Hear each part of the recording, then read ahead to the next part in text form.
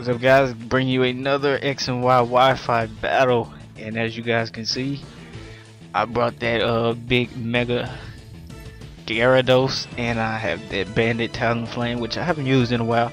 My opponent actually has nothing that really wants to take a hit from that Bandit Talonflame. You're gonna see that come into play later on in the match. But let's just get it started. And I decided to lead off with my Rotom Wash, and he decides to lead off with his Galvantula and get up his Sticky Web. I decided to go straight for the Volt Switch, you know, just in case he has like a Focus Sash or something, break that. And I see this as a perfect opportunity to get up my rocks, seeing as he has no spinner or defogger. They will be up for the rest of the match. And it was a good play for him getting up Sticky Web, but a lot of my Pokemon are not affected by the Sticky Web, so I'm not too bothered by it. And Tyranitar can take pretty much any hit from this guy eventually, even a super effective stab Bug Buzz. He takes it pretty easily, just like 30% maybe.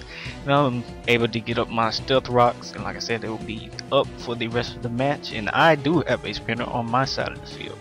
Well, not on my side of the field right now, but I do have a spinner on my team, so if I get the opportunity and if I ever take out the Trevenant on his team, then I can spin the Sticky Web or whatever potential hazards he wants to get up later, with probably his Heatran might be carrying the Stealth Rocks, but we'll see that later on in the match. And he goes for the Thunder Wave, and I end up getting the Parahax, but I'm just gonna stay in and try to take out this Galvantula with a Crunch. And he hits me with another Bug Buzz, but like I said, it's not doing anything to Tyranitar. He's just a tank. And I'm able to take this thing out with a Crunch fairly easily. And now the score is 6-5 in my favor. And right here he makes a very questionable play, and I didn't like the play at all, because he sends in his Azumarill, and normally I think he wants to go for like a Waterfall, Power, or Aqua Jet. But here he banks on the Parahax to help him out a little bit, and he goes for the Belly Drum. And there's a lot of reasons I don't like this play, and one of them is he's setting up really early, especially seeing as I have the Talonflame, which can take out the Azumarill. You know, even if he has the Aqua Jet. And I'm actually able to go for Earthquake as I stay in with my Tyranitar. He get off some decent damage. I guess he could have predicted a switch, but like I said, it was just it was too risky on his part, and it wasn't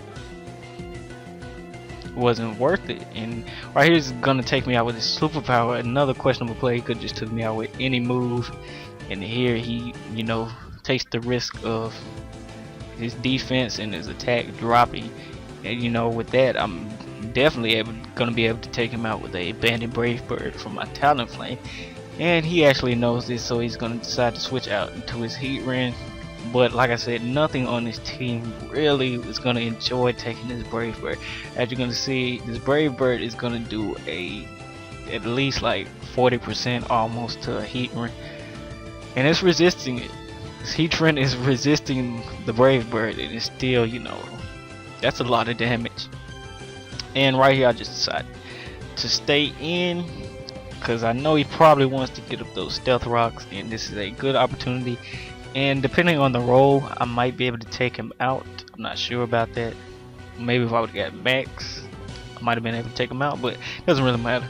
He's able to get up his Stealth Rocks, and like I said, if I ever get the opportunity to take out his Trevenant, I could use that to set up these Stealth Rocks. And now I'm just gonna go for another Brave Bird, taking this Heatran out, which is very good because my team does not like Steel type Pokemon. They just like to get in, do a lot of damage, and sweep. Now he sends out his Dragonite, and I could stay in and go for a Brave Bird, but he might be carrying, it might be Bandit Extreme Speed, so I decided to switch out to my Rotom and just scout and see what this guy has. And he actually ends up going for the Dragon Rush. I don't know why you would carry Dragon Rush, but maybe it has more power than Dragon Claw, but the accuracy, I don't know. And right here I'm able to go for a Will-O-Wisp and get some residual damage on any Pokemon he wants to switch in, and it turns out to be the Trevenant this time. And that's a good play, because Trevenant is a very bulky Pokemon. Anytime you can get some residual damage going off on it. It's good, and I'm able to volt switch out and go into my Talonflame. I believe, even though I know I'm gonna take 50% from stealth rocks, I think that getting this thing out the way would be good, so I can sweep with my Mega Gyarados potentially later. Here he makes a pretty good play. He goes for the Leech Seed, predicting my switch. But unfortunately for him, it's not gonna be able to take out my Talonflame, and I get one free Brave Bird still. And he's gonna want to save this Trevenant for later, knowing that I could rapid spin, you know, the Hadlers that he worked so hard to get up. So I'm gonna go for the Brave Bird on the Dragonite. It's gonna do a lot of damage. This is a Bandit style Brave Bird. Like I said, a lot of damage to this Dragonite, able to take him out. And it's gonna be a double down. And here I should have went out into my Rotom, but I don't think I did. I went out to my Nidoking. That's probably the only bad play I think I made in this match. I probably should have just went out to Rotom to get, you know, so I can vote switch out on anything he wants to send in. But he decides to go out into his Trevenant, and I'm just gonna go for the Flamethrower. Life Orb sheer force boosted Flamethrower, and is easily able to take out this Trevenant. But at this point, rapid spinning the rocks are not really necessary, even though my Gyarados will take 25%. It's really not necessary at this point, because all he has left is a Diggersby, which I find out after this turn is Life Orb, and he has a Azumarill that is at pretty low health.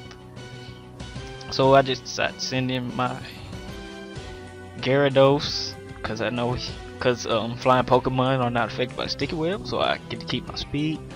And I'm gonna Mega Evolve into Gyarados to get the attack boost, and I'm gonna take out this Diggersby with a Stab Waterfall. And I'm surprised he didn't try to go for a quick attack, maybe, you know, fish or a crit or something like that. But I guess he went for like a wild charge, or maybe he's not even carrying the quick attack. And like I said, I'm just able to easily take out this Diggersby with a waterfall, and all he has left is the Azumarill, which will die to an earthquake. And that was a really good game. I forgot what his name was, but his name will be the title, of course. I think his name was Waldux. Now it was a real good game. I think I won 3-0. Yep, I won 3-0. And yeah, had a lot of fun. Thank you guys for watching. Hope you guys enjoyed this upload, and see you later.